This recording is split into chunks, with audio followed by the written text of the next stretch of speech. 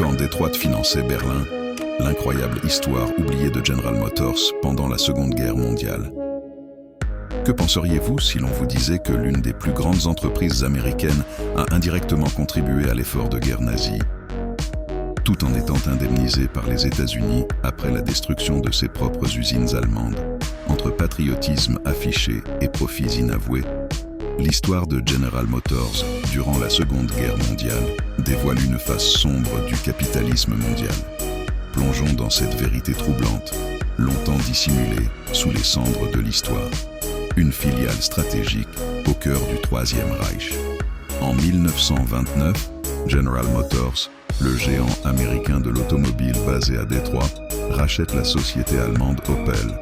À l'époque, il s'agit d'une manœuvre purement commerciale. Opel est alors le plus grand constructeur automobile d'Allemagne. Ce rachat transforme Opel en filiale à 100% américaine. Mais lorsque le climat politique bascule en Allemagne au début des années 1930, GM reste. Mieux, Opel devient un maillon essentiel de la machine industrielle allemande. Sous l'œil de plus en plus autoritaire du régime nazi, les camions Opel Blitz sortent des chaînes de montage à un rythme effréné, devenant rapidement l'épine dorsale logistique de la Wehrmacht. Sans eux, l'invasion éclair de l'Europe aurait été nettement plus laborieuse. Et pendant que l'Allemagne se militarise, General Motors continue de percevoir des dividendes confortables depuis les États-Unis, quand l'argent parle plus fort que la guerre. En 1941, lorsque l'Allemagne déclare la guerre aux États-Unis, on pourrait s'attendre à une rupture nette. Mais sur place, Opel continue de produire. Sous le contrôle apparent de dirigeants allemands, mais toujours structurellement rattachés à GM, l'entreprise contribue à l'effort de guerre nazi jusqu'à ce que les Alliés commencent à bombarder massivement l'Allemagne industrielle. Paradoxe ultime. En 1945, General Motors engage une procédure pour réclamer des indemnités auprès du gouvernement américain, au titre des dommages de guerre subis par ses actifs allemands. Et l'impensable arrive. Le gouvernement américain accepte.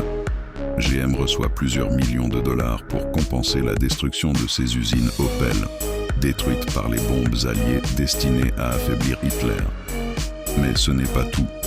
En parallèle, pour relancer ses activités stratégiques aux États-Unis, GM bénéficie aussi de larges exonérations fiscales pendant plusieurs années. Un empire intact malgré la honte. À aucun moment, General Motors ne sera poursuivi pour sa complicité économique. Pire encore, l'entreprise sort de la guerre plus puissante que jamais, prête à entamer l'âge d'or de l'automobile américaine dans les années 1950. Fun fact amer. Dans les documents internes de l'époque, il est parfois évoqué que GM aurait préféré ne pas trop remuer cette histoire, de peur d'entacher sa réputation, tout en continuant de capitaliser discrètement sur ses profits de guerre. L'ironie historique est cruelle. D'un côté, GM construisait des moteurs d'avion pour l'US Army. De l'autre, sa filiale Opel produisait les camions qui ravitaillaient les Panzerdivisionen d'Hitler. Un héritage encore peu assumé. Aujourd'hui encore, General Motors n'a jamais officiellement présenté d'excuses pour son rôle trouble pendant la Seconde Guerre mondiale. Quant à Opel, longtemps symbole d'excellence industrielle allemande, elle a été revendue en 2017 au groupe français PSA, Peugeot Citroën, comme pour effacer une page embarrassante de son histoire.